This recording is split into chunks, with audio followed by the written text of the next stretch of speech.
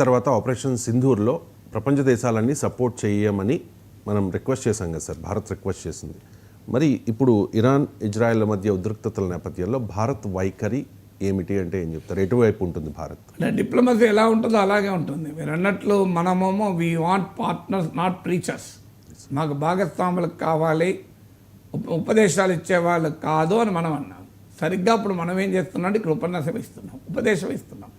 We are not Israel ఇరాన్పై దాడి చేసినా, అది కూడా ఇరాన్ న్యూక్లియర్ ఫెసిలిటీస్ పైన దాడి చేసిన నాటో కూడా ఇది ఏకపక్ష దాడులను ఖండించింది. నాటో, వేరే వాళ్ళు కూడా కాదు, నార్త్ అట్లాంటిక్ ట్రీటీ ఆర్గనైజేషన్ ఇది ఏకపక్ష దాడి అని ఖండించింది. ఇంటర్నేషనల్ ఆటమిక్ ఎనర్జీ ఏజెన్సీ ఇది అమెరికా చెప్పు చేతుల్లో ఉండే బాడీ, పేరుకు అంతర్జాతీయ బాడీ కానీ అమెరికా చేతుల్లో ఉండే body. International atomic energy agency కూడా ఖండించింది. ఇలా కాంటెక్స్ట్ ఏదైనా, సర్కమ్స్టెన్సెస్ ఏదైనా, అంటే రెండు పదాలు వాడారు, పరిస్థితులు ఏమున్నా, సందర్భం ఏదైనా, ఒక దేశ సదుపాయాలపైన దాడి చేయడం భద్రతకు ప్రమాదము, ప్రపంచ భద్రతకు ప్రమాదము, ప్రాంతీయ భద్రతకు ప్రమాదం అని ఇంటర్నేషనల్ ఆటమిక్ ఎనర్జీ ఏజెన్సీ ఖండించింది. ఎందుకంటే ఇజ్రాయెల్ ఏంటంటే ఇరాన్ అణ్వస్త్ర సదుపాయాల్ని లక్ష్యంగా చేసుకుని అటాక్ చేసింది. ఇద్దరు న్యూక్లియర్ సైంటిస్టులను చంపేసింది. నటాంగ్ ఎయిర్ బేస్ పైన న్యూక్లియర్ బేస్ పైన అటాక్ చేసింది. అంటే నాటో ఇది ఏకపక్ష దాడిని ఖండించింది. సౌదీ అరేబియా ఖండించింది, అమెరికా మిత్రదేశం.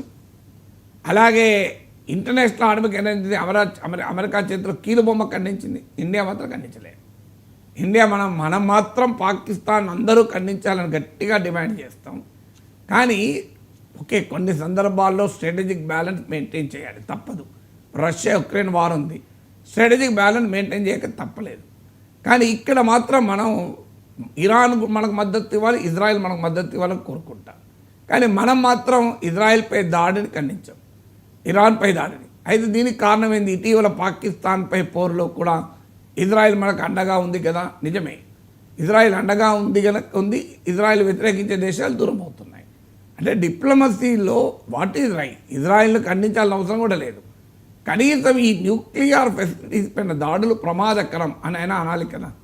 ఏమంటున్నాం మనం? మళ్ళీ సేమ్ మనకు యూరప్, అమెరికా ఏ ఉపన్యాసం అయితే ఇచ్చిందో, పరిస్థితులు చేజారకుండా చూసుకోవాలి, డిప్లొమసీ డైలాగ్ ద్వారా సమస్యలు పరిష్కరించుకోవాలి, డీఎస్కలేట్ చేయాలి, ఉద్రిక్తతను తగ్గించాలి. సరిగ్గా అమెరికా, యూరోప్ మనకి ఇదే చెప్తే మనం వాయించి పడేసాం కదా. ఇప్పుడు కూడా సేమ్, ఇప్పుడు ఇరాన్ పైన ఇజ్రాయెల్ దాడి చేసింది, ఉద్రిక్తతను తగ్గించాలి అని ఉపన్యాసం ఇస్తే ఇరాన్ ఏమంటుంది? దాడి మా పైన జరిపితే మేము తగ్గించేదే ఉన్నది అంటారు కదా. సరిగ్గా మనం అదే అన్నాం కదా, పాకిస్తాన్ వాడు మనపై దాడి చేస్తే వీరిద్దరు కలిపి ఉపన్యాసం ఇస్తే ఎట్లా, ఇద్దరిని కలిపి హైబర్నేట్ చేస్తే ఎట్లా అన్నాం. ఇప్పుడు మనం అదే చేస్తున్నాం, ఇజ్రాయెల్ ఇరాన్ కలిపి హైబర్నేట్ చేస్తున్నాం. ఈ స్ట్రాటజిక్ బ్యాలెన్స్ కొంతవరకు ఉపయోగపడవచ్చు. కానీ ఇజ్రాయెల్ ఇరాన్ల మధ్య యుద్ధం తీవ్రతరమైతే మనము డిఫెండ్ చేసుకోవడం కష్టమైంది. ఆఖరికి యునైటెడ్ నేషన్స్లో ఓటింగ్ జరిగింది. గాజాలో సహాయం చేసే వ్యవస్థలపై కూడా ఇజ్రాయెల్ దాడి చేస్తుంది. ఒక రకంగా మానవ మారణోమం సృష్టిస్తుంది. హమస్ పైన అటాక్ చేస్తే ఓకే, అభ్యంతరం లేదు, ఎందుకంటే హమస్ కూడా ఇజ్రాయెల్ పైన ఆ రకమైన అటాక్ చేసింది కనుక. కానీ సాధారణ గాజా ప్రజలు ఊచకోతకు వస్తుంది. దానిపైన యునైటెడ్ నేషన్ తీర్మానం చేస్తే ఇండియా దాంట్లో అబ్స్టైన్ అయింది.